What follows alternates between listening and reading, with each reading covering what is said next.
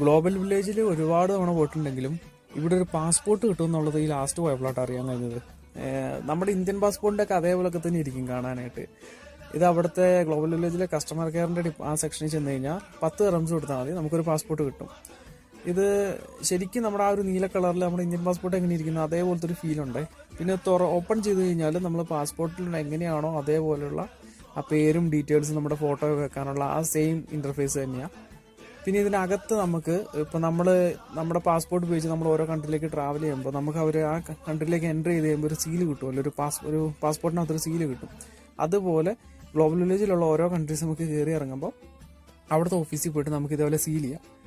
അപ്പോൾ ഒരു നല്ലൊരു മെമ്മറിയാണ് നമുക്കിത്. കാരണം നമ്മൾ എന്നും കളക്ട് ചെയ്ത് വെക്കും, ഇത് കളയത്തില്ല. കാരണം അങ്ങനത്തെ ഒരു ബുക്കാണിത്.